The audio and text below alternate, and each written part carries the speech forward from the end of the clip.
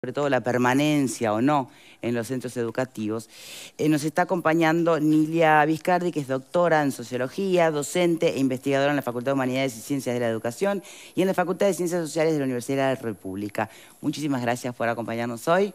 Muchas gracias a ustedes. Y vamos a estar hablando a partir de estudios, ¿no? Esto no es una suerte de observancia más de la sociedad en la que vivimos, sino que se han trazado líneas interesantes, se han cruzado datos de cosas que podrían parecer obvias, pero cuando pasan a un papel y a conclusiones adquieren definitivamente otra dimensión. Y yo voy a arrancar, de atrevida nomás, pero hay una frase que aparece por allí, que no sé si la dijiste tú en una entrevista o en qué contexto, pero que un joven que viene de un contexto crítico, que creció entre violencias distintas, que permanezca realmente en el sistema educativo es algo que hay que maravillarse, ¿no?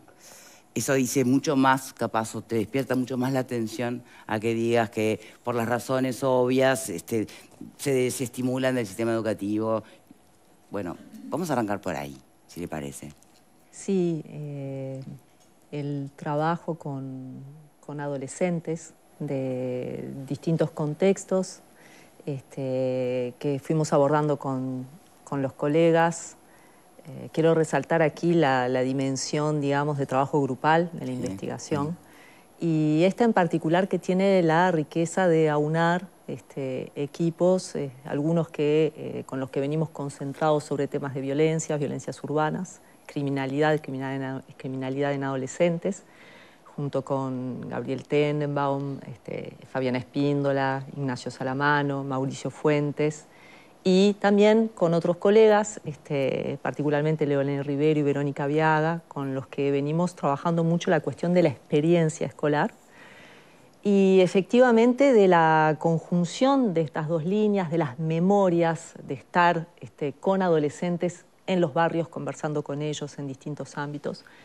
Resulta admirable para cualquiera que haya transitado una experiencia educativa integrada, protegida, enfrentando los desafíos de la adolescencia, del crecimiento, de la exigencia, mirar cómo existen hoy en Uruguay estudiantes de enseñanza media básica para quienes realmente es extremadamente meritorio haber sorteado seguir todo eso, claro, yendo a clase todos los días. Hablamos poco de eso. Es necesario focalizar la atención en ellos. ¿Cómo lo logran? Bueno, tenemos, digamos, una idea de que los adolescentes no valoran el estudio, de que en los sectores populares no hay una apuesta por la educación, y eso en realidad no es verdad.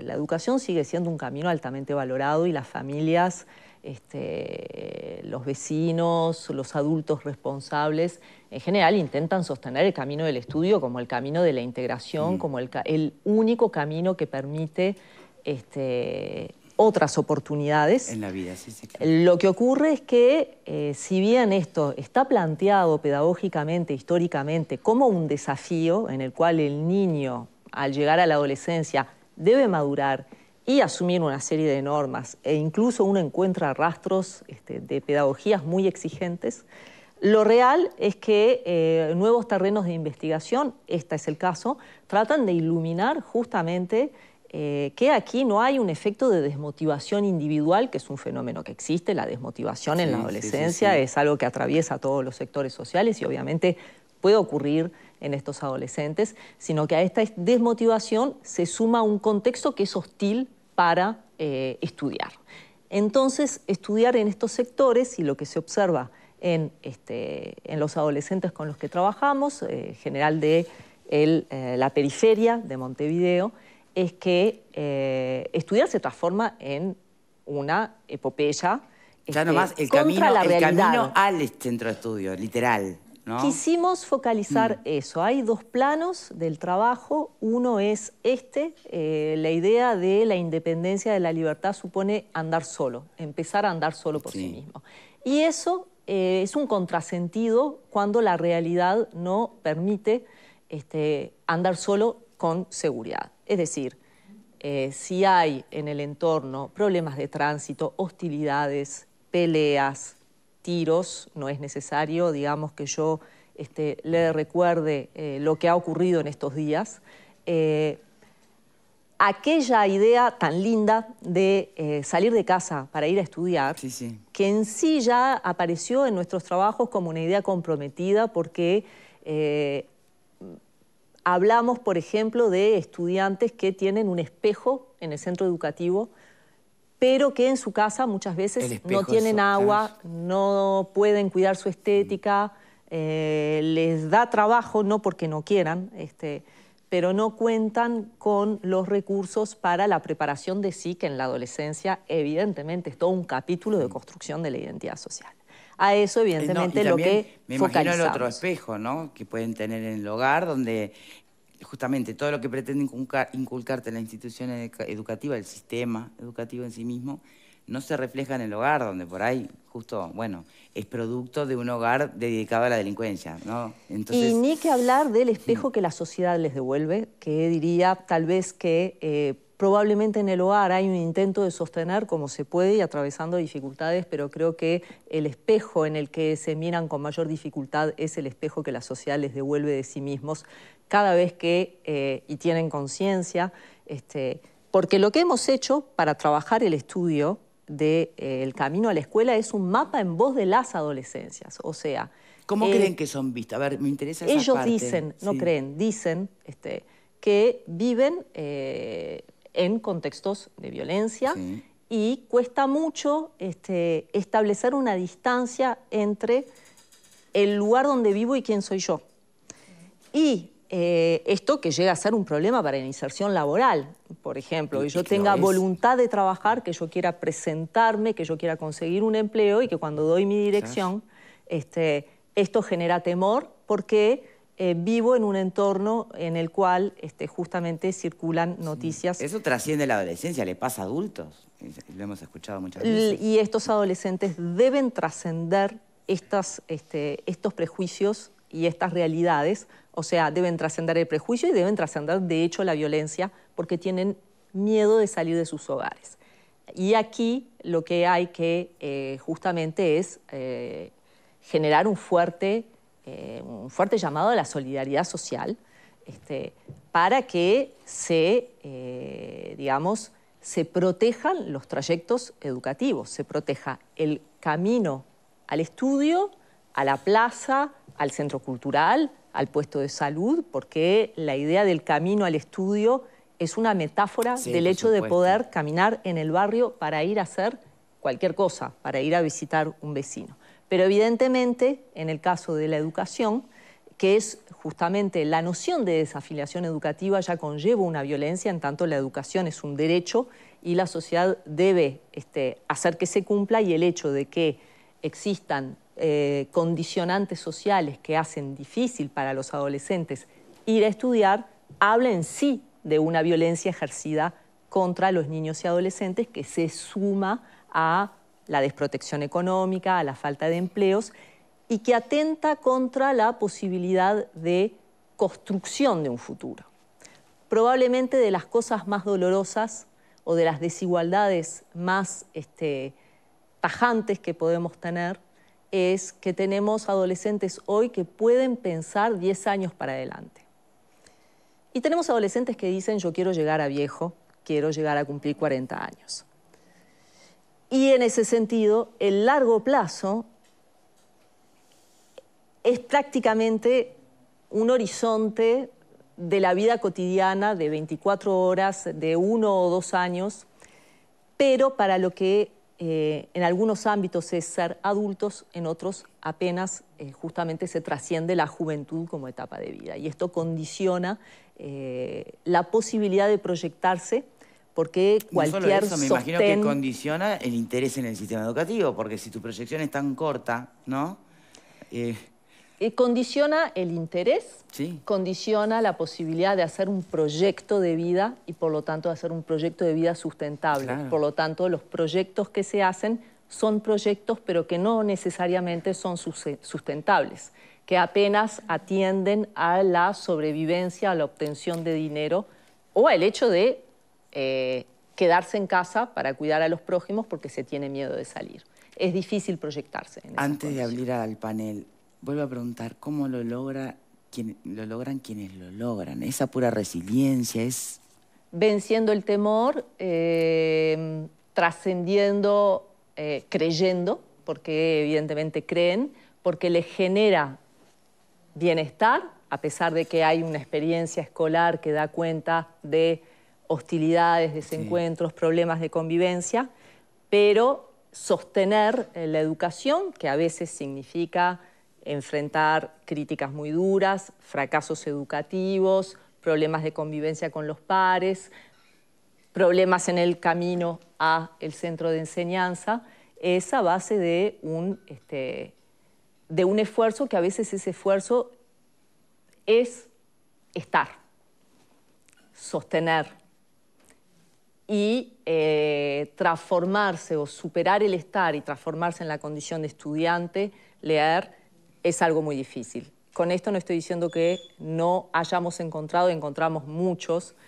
adolescentes que tienen cuadernos, que tienen blog, que escriben poesías, que tienen producciones plásticas increíbles, que se interesan por cualquier actividad que en los centros juveniles se les proponga, que evidentemente cuando ven algo distinto o cuando haya una acumulación y un retorno, responden como, digamos, son adolescentes como todos los adolescentes. Lo que pasa es que ellos tienen que enfrentar una realidad cargada de problemas no resueltos y que ellos no tienen condiciones de resolver.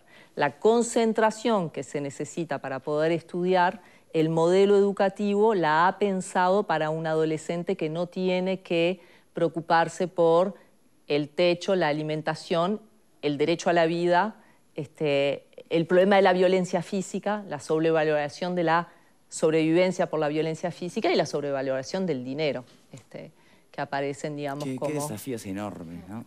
Porque además interpela a la sociedad en su conjunto, pero en concreto a distintos brazos del Estado, ¿no?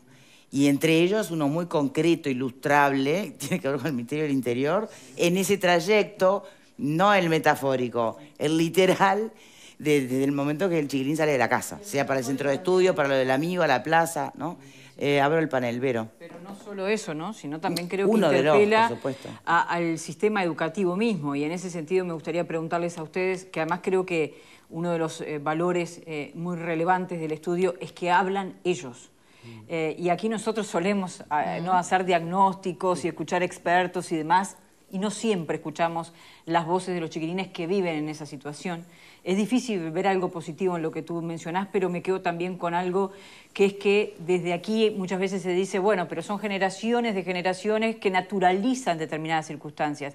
Las voces que tú mencionás no naturalizan, viven esto como un conflicto y quisieran vivir de otra manera seguramente si tuvieran esa oportunidad. De hecho, están hablando de obstáculos y de cosas muy concretas que no son para ellos naturales, sino que son dificultades. Tal vez es la buena noticia dentro de la mala. Creo, ¿no? que se viven como dificultades. El tema es cómo responder ante esa situación en la que ellos están viviendo. Y en eso me pregunto, sobre todo también desde el sistema educativo, más allá de esta cuestión que por supuesto el Ministerio del Interior le compete, es cómo responde el sistema educativo en secundaria, porque una y otra vez hemos escuchado que los docentes dicen, miren que tenemos otros desafíos, no son solamente los desafíos académicos. Hoy tenemos un salto que se da entre la escuela y el liceo, donde, por ejemplo, vienen con una red de protección en la escuela que se pierde cuando se va al liceo, hasta desde el punto de vista alimentario. Hay más escuelas de tiempo completo y hay menos liceos de tiempo completo. Están pidiendo los docentes una y otra vez, aquí lo han hecho,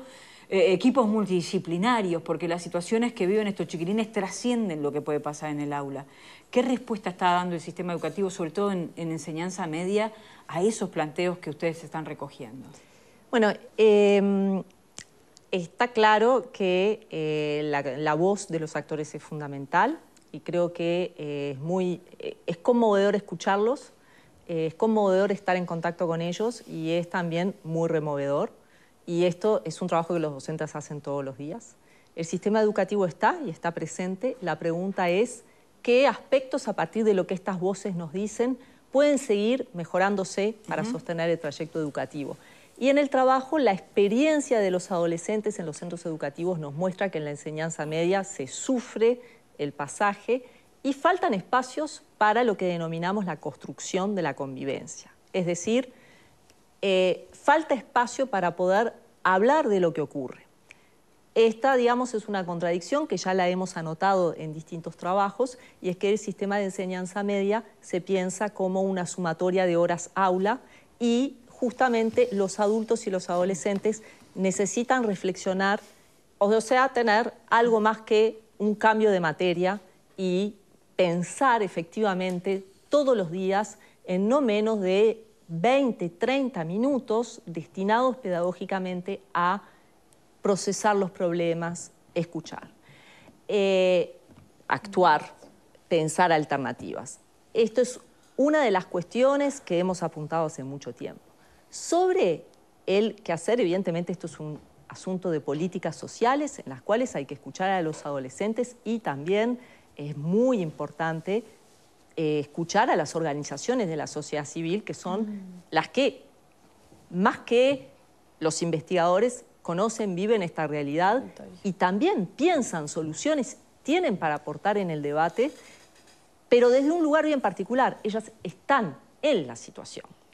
Entonces, evidentemente que hay una política que pensar desde el Ministerio del Interior, pero más bien esto es un tema de un conjunto de derechos, de agentes interinstitucionales y de una política amalgamada que va desde la vivienda, el tránsito, saldar las necesidades básicas insatisfechas y no permitir que en la ciudad de Montevideo y en el Uruguay existan bolsones donde el hecho de nacer en ese lugar significa prácticamente tener una trayectoria de vida truncada, porque no estamos logrando como sociedad encontrar una alternativa para las personas, niños, adolescentes, adultos, mayores que viven allí. Fernanda.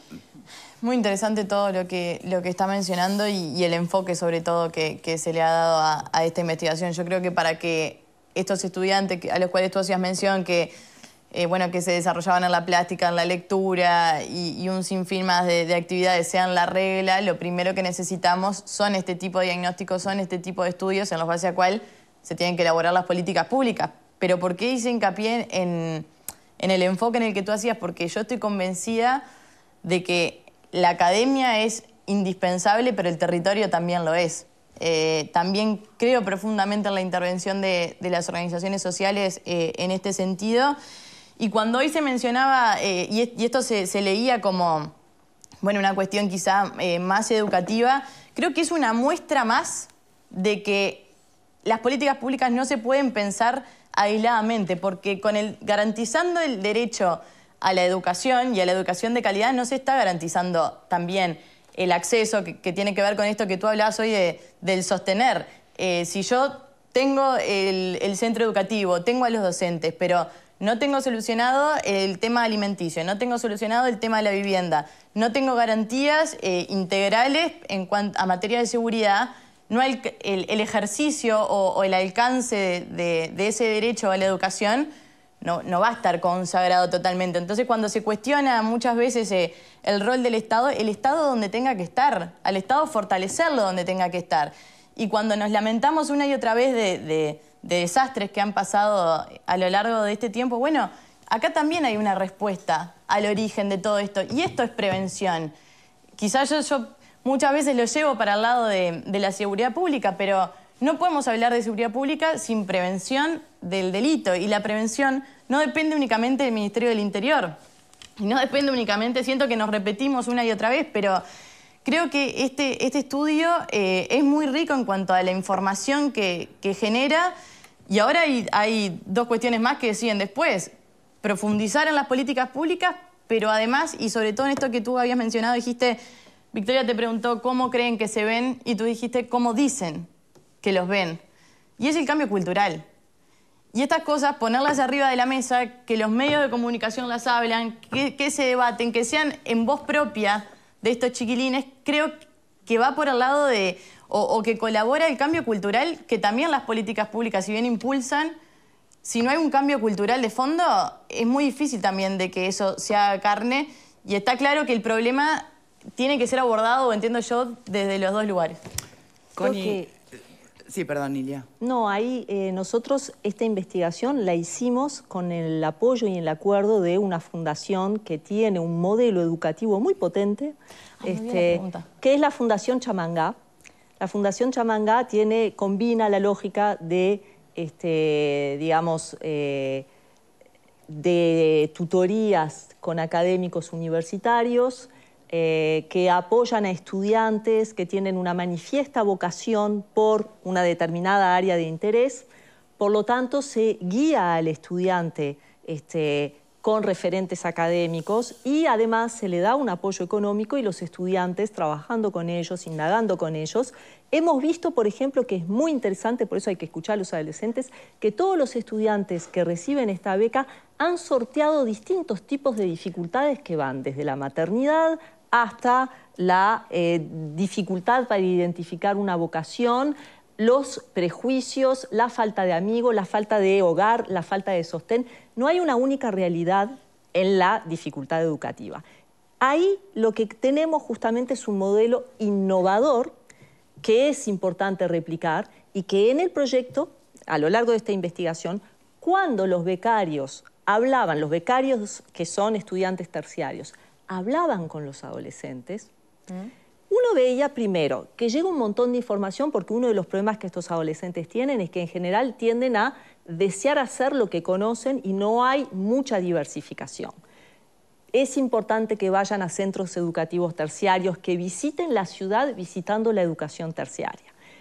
Pero además generar, justamente, fortalecer las lógicas por pares y fortalecer los apoyos personalizados para cada situación, porque proyectarme en un futuro supone una elección. Y no es lo mismo si a mí me interesa hacer profesorado que economía o una carrera artística.